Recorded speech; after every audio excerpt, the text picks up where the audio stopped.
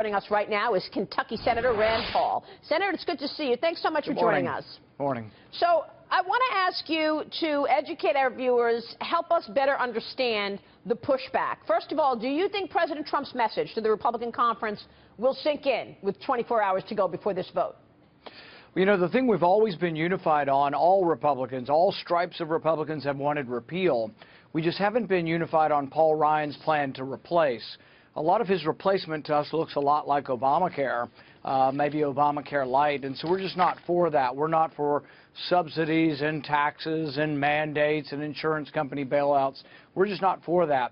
So I don't think there's enough votes for them to pass it. My hope is that they will pull the bill today sometime, and that when they pull the bill, that we'll have a serious conversation with conservatives at the table, and we'll come to an agreement. We want to come to an agreement, and that agreement is for complete repeal.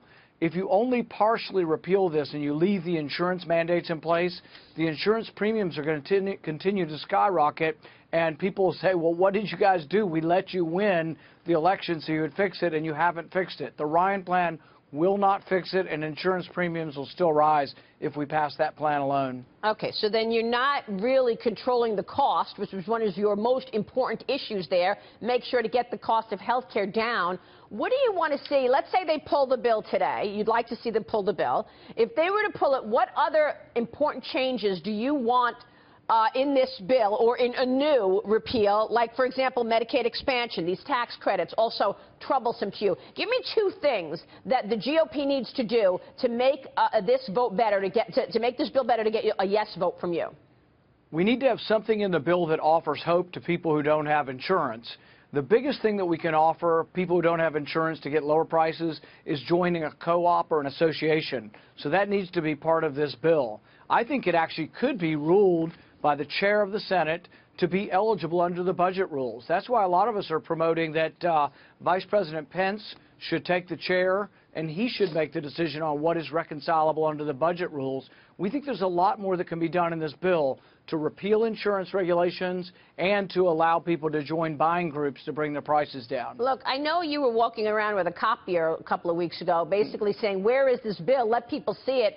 But, you know, people are scratching their heads this morning and saying, why is this happening now in the 11th hour? You guys have had 7 years to come up with a repeal and replace for Obamacare. You've been telling the country for 7 years, this is a disaster, it needs to be repealed and replaced. How come all of a sudden now all the surprises and, oh, we don't like Paul Ryan's plan?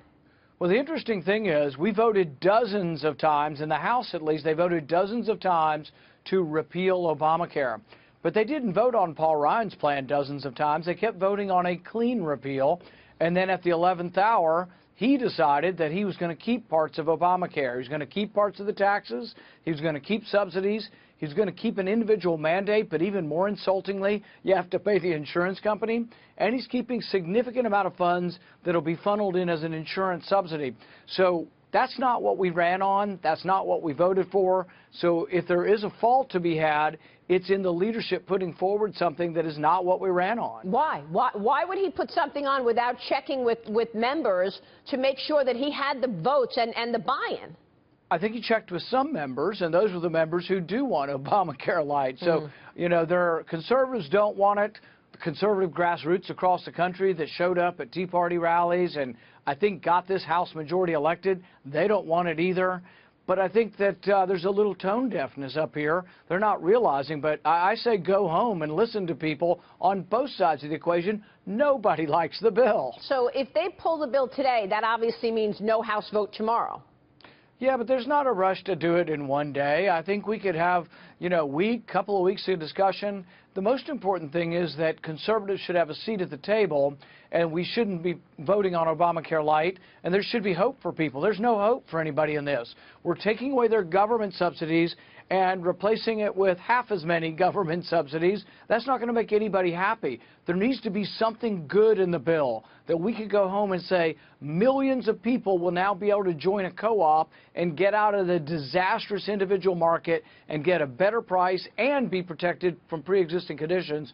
That's something positive to run on. Instead, we're saying, oh, we're going to give you half as much as Obamacare gives you, and I think that's not going to sell with either side. Yeah, but